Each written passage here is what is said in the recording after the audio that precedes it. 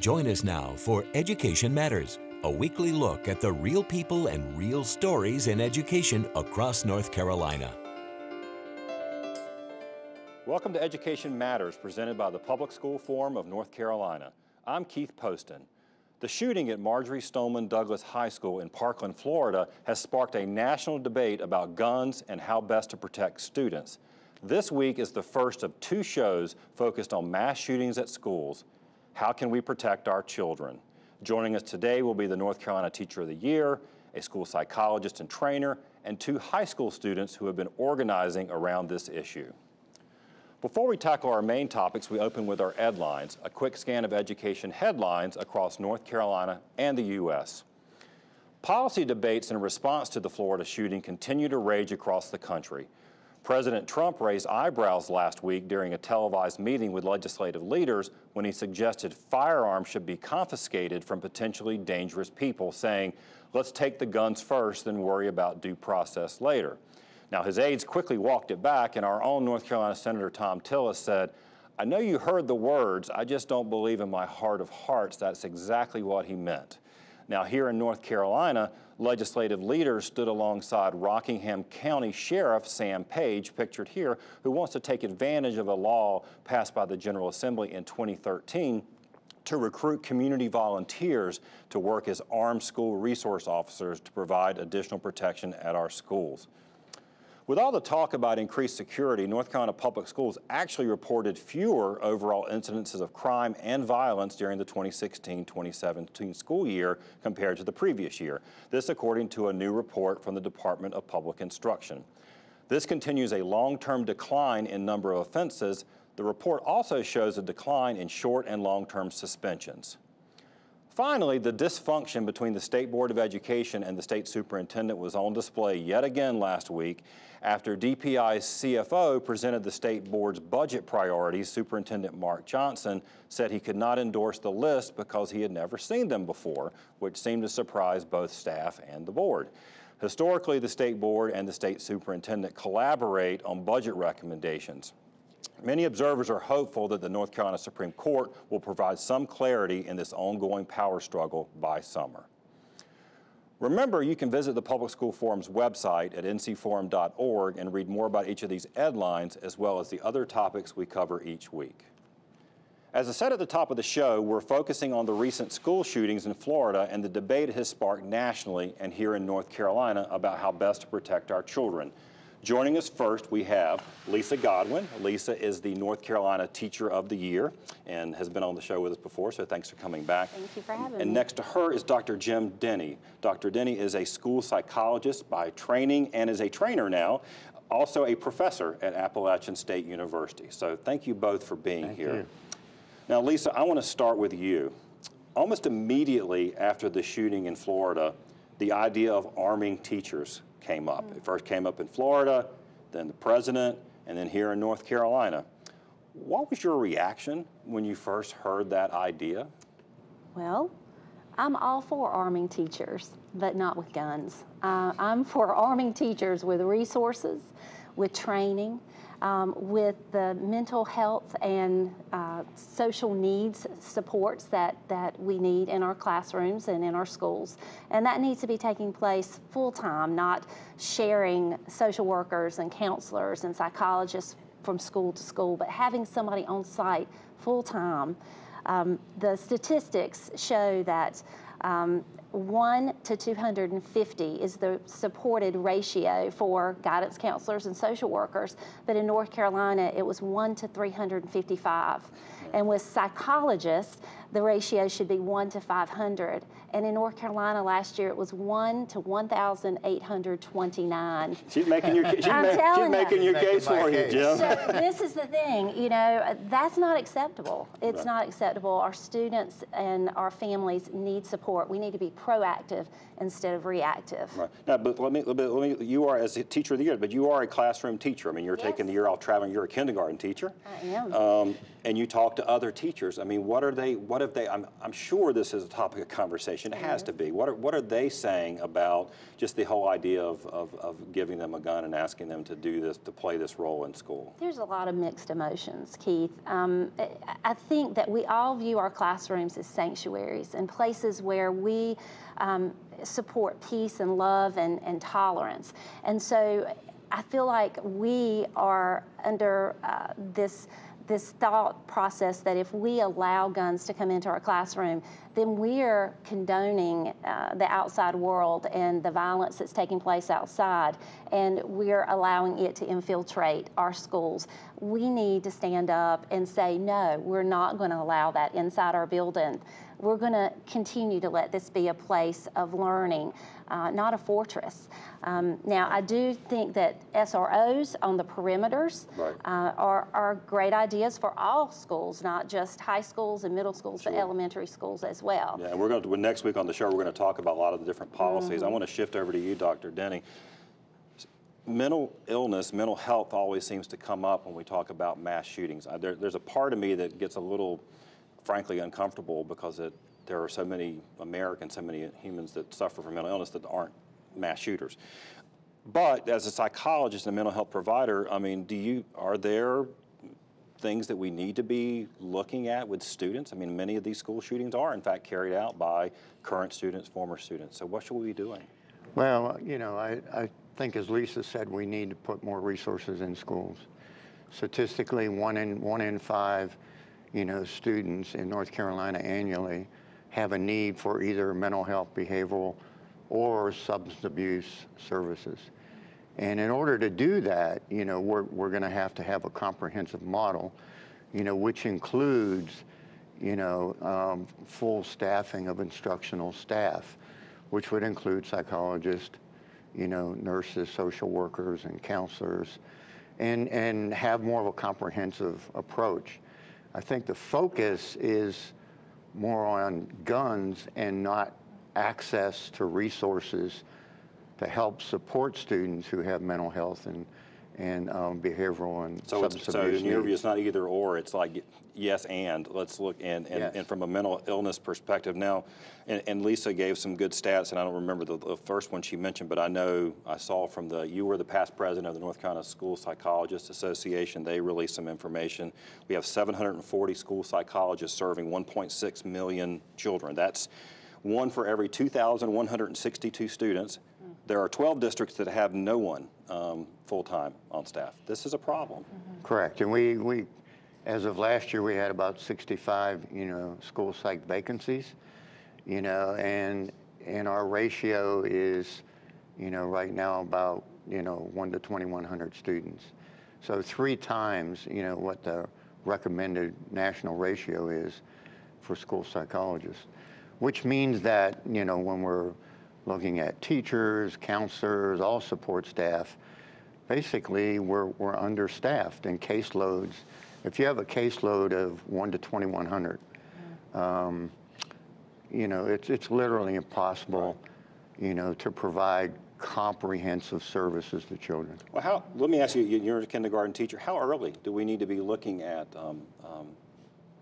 you know, evaluating, supporting students? Well, all the research, you know, whether you talk about academics, behavioral, mental health services, focuses on early intervention and prevention. You know, we need to like front load all of our resources early. I mean, whether you're looking at reading or whether you're looking at, you know, early intervention in mental health or behavioral health or substance abuse, it's really important that you focus on early intervention, as early as kindergarten. I guess if we got about a minute left, I'm going to give it to you. I guess you would say amen as a kindergarten teacher? I do say amen, and I think that this school shooting is just shining a light on what is prevalent in our schools every day. Right. We have mental health issues, behavioral issues that take place in our classrooms on a daily basis. And so the support systems need to be there full time before it reaches the point where a school shooting takes place. Right. Well, I mean, I think that's what we want to do, and so we're going to continue to explore this. We have a couple of students that are going to join us in the next part, but thank you both for your insights and expertise. We appreciate it. Now, when we come back, we are going to be joined by 2 high school students who are speaking up and organizing other students in their community. But before we go to break, see if you can answer this question. The shooting at Marjory Stoneman Douglas High School in Parkland, Florida was the 9th deadliest mass shooting in U.S. history. What is the deadliest on record?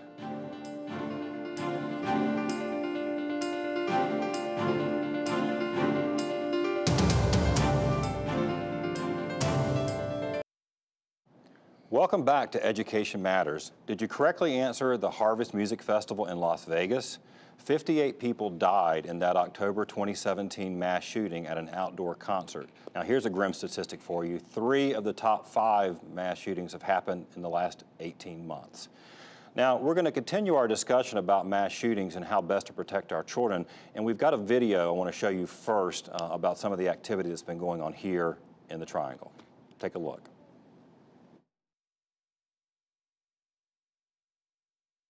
At precisely noon Wednesday, the curriculum at Green Hope High School took a different pathway. One that led the students out of the confines of their classroom to the football field. This learning experience was about effecting change for safer schools and eliminating gun violence. All across this country, young people want to be heard in the debate over guns because they say oftentimes they are the targets in a growing number of mass shootings. No more guns! hey, hey, ho, ho. Demonstrators say assault rifles and large capacity magazines are meant for the battlefield, not the streets, and they believe more can be done to keep weapons out of the hands of people who would use them for mass murder. So there you saw one of our guests being fierce on stage. Let me introduce you to who we have here today. We have Aaron McIndoe. Aaron is a student at Green Hope High School in Cary. That was the large protest that you saw on the screen. And then we have Zainab and Tepley. Zainab is are you both juniors? Yes. Okay, as a junior at Chapel Hill High School in Chapel Hill. So thank you both for being here. Now, I want to ask you, the students from Marjory Stoneman High School, and frankly, the students just like you two, have kept this issue in the news. I mean, this is actually unusual. That we've unfortunately become so common that that kind of goes away. So why did you decide, I'm going to start with you first, Aaron, why did you decide to speak up now? Why did you get involved? I think we decided to speak up now. I was just telling Zainab before we started that our school has, like you said, 2 girls from Stoneman Douglas who went there as freshmen. And the Monday or Tuesday after the mass shooting in Parkland, they came to our classroom along with a girl named Reagan who wrote an editorial and a couple representatives from student council. And we all came in and they answered some questions and we facilitated this really good discussion in our Falcon Newsfeed class, which is our school's newspaper. And we facilitated this really good discussion, and by the end of it, we knew that we wanted to do something, and we knew that we were a big enough school that kids at our school wanted to make a change, and so we organized the walkout that we had last Wednesday. And 2,000 students. 2,000 students came out. We had some elected officials. The girls from Stoneman Douglas spoke. I read a poem that I wrote. We had 2,000 students come out in March and ask for change. And I think we just wanted to do it so our voices were heard. And Zainab, you were out. We saw you on the screen. Yes. That was actually, I think, the first, that was just a couple of days or a few days after the shooting, right? Yes, it was. The one that from Poland Baptist here. Yes. What motivated you to come over from Chapel Hill to get involved in this? Well, I've been kind of around this issue a lot as well in the past, so I've had strong feelings and passionate feelings about this issue. And to be honest, a lot of the students from Florida inspired me. So when I saw them on TV get up and say that this is not okay, that we need change, it really inspired me and motivated me to also do the same. And that if we can have a student solidarity throughout the nation where we as students who are mainly impacted by these kinds of heinous crimes, that speak up and say, we need change, then that's really inspirational. Well, it is inspirational. And now I'm sure both of you watched the town hall that got a lot of attention. Senator Marco Rubio, one of the Florida senators, and the students and some parents really confronted him and talked to him about some of his positions now. And then afterwards, Senator Rubio, he actually tweeted, that's sort of the thing we do now for statements. But he said that our culture celebrates arrogance and boasting, and that we apparently have infected the next generation with the same disease of arrogance and disrespect. He was talking about you guys. I mean, do you think that your generation is arrogant and smearing, or do you think this is what you're supposed to do? I think this is what we're supposed to do. You know, we are, 17, 15 to 18 years old. We're smart enough. We know our opinions, and we know what we want, and we know that this affects us personally. And I think us, with our voices loud and clear, showing elected officials and people that we want change, I don't think that's boastful or arrogant at all. I think it's showing that we want our voices to be heard and we deserve to be respected. Now, you've zeroed in, both of you, and really a lot of them on guns and gun access. And you and I chatted before we started taping. You're Muslim, you live in Chapel Hill. You had friends, family friends in your community that were killed just 3 years ago in another sort of random shooting. Is guns the answer? Is access to guns the biggest problem, or do you think we need to be looking at securing and doing better security at the schools? I think both. So first and foremost, we have to prevent people who shouldn't be able to get guns not to be able to get guns. And secondly, security at school, yes, I believe and strongly support that idea. It was a scary time 3 years ago when we had that gunman on UNC campus, just 3 miles from my home, shot and killed 3 Muslim students who were family friends of mine.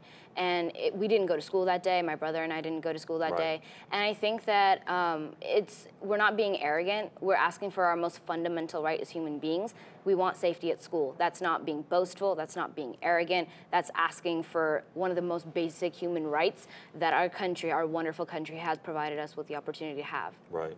So what's next? I mean, we've got, there's a couple of national events that I'll be curious to know if your schools and you individually are going to get involved. March the 14th, so that's just in a little over a week, the National School Walkout Day, which is going to be 17 minutes at 10 o'clock for the 17 victims. And then March 24th, the March for Our Lives, which is a large national march in D.C. What's your plans? So I know for sure that me and a couple of my friends, we're all going to be traveling to DC for the March for Our Lives, and then along with that, a couple of students from our school, working with a lot of other representatives from all around Wake County, are organizing another event called Why Wake Walks, and that's just going to be on April 20th, the anniversary of Columbine. And that's going to be a huge, we're trying to get as many people as possible just to come and keep fighting for school safety. You know, Wake County, I believe, is the biggest county in the state. It is. You know, getting that many people from all across the county that all feel so passionately that we need to be safe in schools, and we deserve to not have to worry about if we're going to come home in the afternoon. You know, I think that many thousands of people all showing up and fighting for what we believe in is something that I'm really passionate about, and I know that I'll be participating. This is real for you, right? I mean, this isn't just a thing to do. Yeah, I will be walking out on March 14th as well. I have a lot of friends and faculty members whom I know, not just at my school, but around Orange County and Wake County, that they will be going to Washington, D.C. for the march. And I'm honestly open to any other, like you said, on the April 20th, if there are more organizations, if there are more marches, then I'm open to being involved in those kinds of things, yeah. Well, like I said, I've been inspired watching the two of you, and really watching all the students. I have a 17-year-old daughter myself, and your generation is a lot smarter than we are on some things, and I'm hopeful. I'm hopeful. So thank you very much for being here. Thank you. After the break, this week's Leadership Spotlight.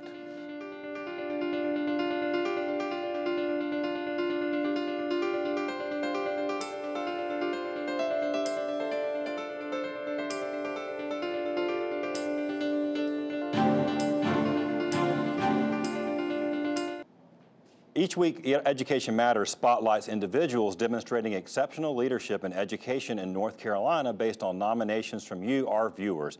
This week, we spotlight Bill Harrison, superintendent of the Alamance-Burlington School System. I think too often we make decisions in school systems not even thinking about those the school systems are here to serve. So I think it's important that I interact with students as frequently as I can, that I listen to them, that they become comfortable with me, that they become comfortable taking risks and taking chances and helping us become a better place. We meet with 2 students from each of our high schools once a month. We talk about issues that they see, what can we do as a school system to help the system better meet their needs. And as part of that, we have 1 student each month comes and addresses our Board of Education at the board meeting. And we've actually had some policy changes made as a result of students speaking. Sometimes the board listens to students a little more closely than they listen to me. In these meetings, we talk about a really wide range of topics. Talked about bullying, mental health issues.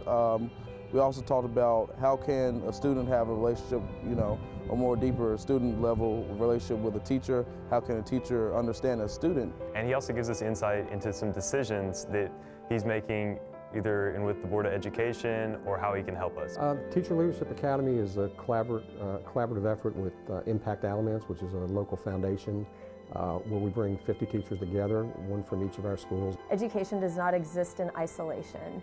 I think for a lot of teachers, including myself, education is the field that I know. And to go into the community and look at businesses and higher education and nonprofits, it really showed that education is a collaborative effort. Teachers, in many ways, get in their rowboat and they row out to their island every day. And our classroom becomes that island, and we operate in this isolated environment. What I think the Teacher Leadership Academy provided is it showed that your classroom and your school is part of something that's so much bigger than what you imagine.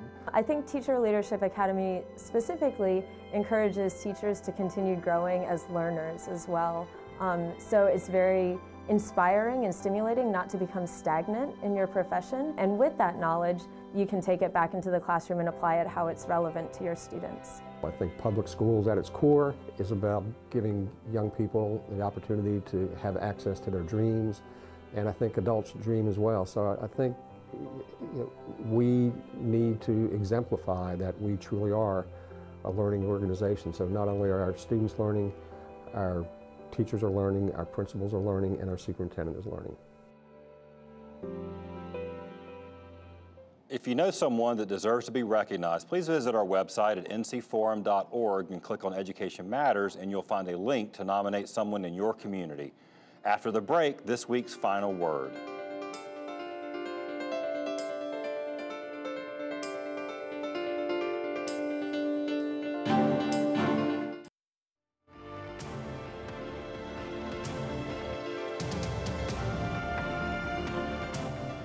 A few personal thoughts for my final word. This week, America has 4.4% of the world's population, but owns half of the world's guns. Violent crimes aren't more common here than in any other country, but we have six times as many firearm homicides as Canada and 16 times as many as Germany. Public mass shootings are uniquely terrifying because they occur without warning in the most mundane places. The last 3 occurred in a high school, a church, and an outdoor music festival. The fact is, the United States stands alone in the developed world as the only country where mass shootings occur with considerable frequency. I hope we never get to the point where we simply accept that mass shootings at schools, or anywhere for that matter, are just going to happen. Part of me feared we were already there and at that point.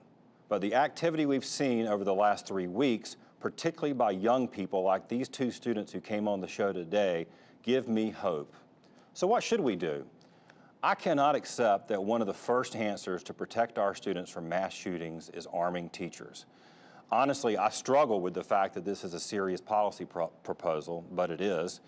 I also don't think we should turn our public schools into armed prison camps either. Certainly there are reasonable steps we can and should take to improve school security. Let's explore them, but let's also not ignore the role that easy access to guns plays either. It's time. Now, next week, we're going to have the second of 2 consecutive shows focused on this very important topic on how to protect our children. Next week, we'll focus primarily on the policy proposals. I hope you'll tune in. So thanks for watching, and we'll see you next week.